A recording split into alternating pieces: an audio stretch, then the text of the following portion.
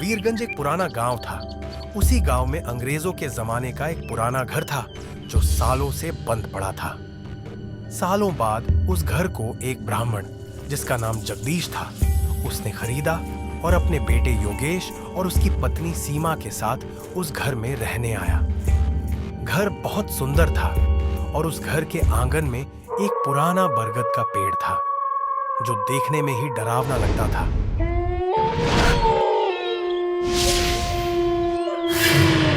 जगदीश ने घर में रहने से पहले घर की पूजा करने की सोची।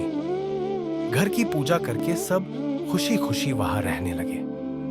फिर एक दिन सीमा किचन में खाना बना रही थी, जिसके लिए उसने प्याज और लहसुन काटना शुरू किया। तभी उसे पीछे से एक डरावनी आवाज आई। इस घर में लहसुन और प्याज नहीं बनता।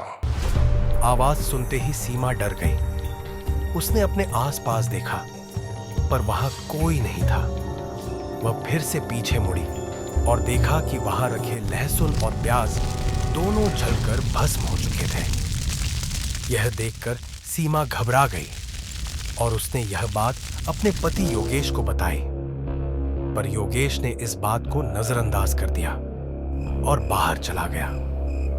योगेश रात को घर आया। उसने शराब पी रखी थी। घर में घुसते ही जगदीश और सीमा ने योगेश को खूब डांट लगाई।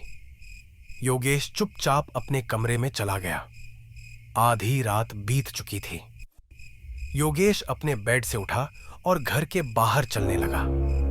ऐसा लग रहा था जैसे वह किसी के बस में हो।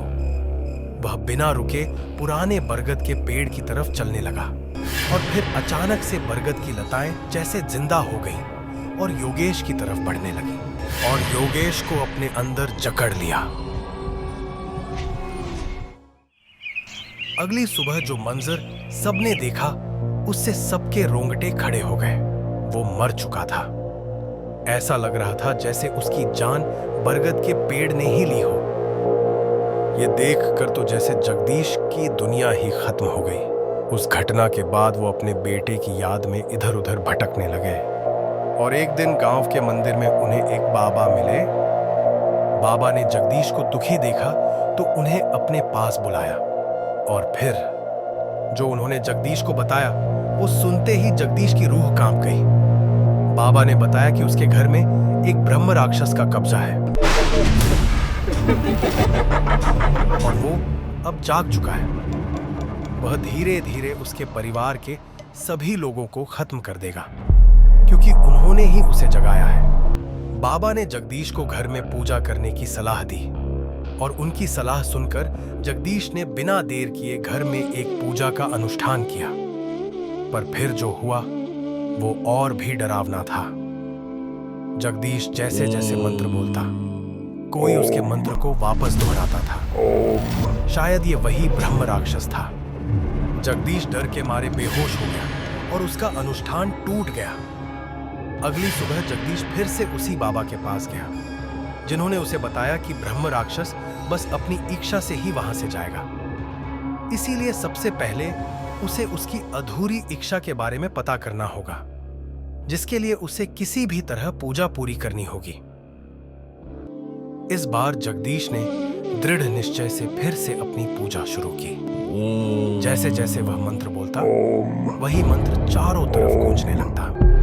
जगदीश को डर लग रहा था, फिर भी उसने अपनी पूजा नहीं रोकी। तभी अचानक से तेज हवा चलने लगी। चारों ओर अंधेरा छा गया। जगदीश ने फिर भी मंत्र पढ़ना नहीं रोका और फिर जो हुआ वो जगदीश ने सपने में भी नहीं सोचा था। बरगद के पेड़ से सामने प्रकट हुआ एक ब्रह्म राक्षस। आंखें बड़ी बड़ी, बड़े बड़े सींग, डरावना चेहरा। जगदीश ने डरे हुए लड़खड़ाती आवाज में ब्रह्म राक्षस से अपने और अपने परिवार की जान की भीख मांगी। जगदीश की प्रार्थना सुनकर ब्रह्म राक्षस ने एक पहेली बोली। घर को घर बनाने की एक अधूरी आस, 2 गज नीचे छुपा है एक गहरा राज। इतना बोल ब्रह्म राक्षस फिर से बरगद के पेड़ में गायब हो गया। उसके जाते ही जगदीश सोच में पड़ गया। आखिर उसने क्या बोला? क्या वो कोई पहेली थी? इस बात का राज पता करने के लिए अगले दिन वह गांव के एक बूढ़े आदमी के पास गया। और अपने घर के बारे में पूछा। बूढ़े बाबा ने उसे घर के बारे में बताया कि उस घर का मालिक जब वह घर बना रहा था तभी उसके घर कुछ चोर आ गए और उस आदमी की हत्या कर घर का सामान चोरी करके भाग गए। तब से वो घर बंद था। अपने घर को पूरा बनाने से पहले ही उसकी मौत हो गई, इसलिए आज भी घर का एक हिस्सा अधूरा है। जगदीश ये कहानी सुनकर सोच में पड़ गया। वह बार बार ब्रह्म राक्षस की कही गई पहेली के बारे में सोचता और उस रात जब वह सोया था तो फिर उसे वही पहेली सुनाई दी थी। घर को घर बनाने की एक अधूरी आस, 2 गज नीचे छुपा है एक गहरा राज। ये सुन जगदीश अचानक से उठा, जैसे उसे पहेली समझ में आ गई थी। अगली सुबह वह घर के उसी टूटे हुए हिस्से में गया और वहां खुदाई शुरू की। कुछ दूर खोदने के बाद अंदर उसे एक कंकाल मिला। शायद ये उसी घर के मालिक का कंकाल था जो अब ब्रह्म राक्षस बन चुका था।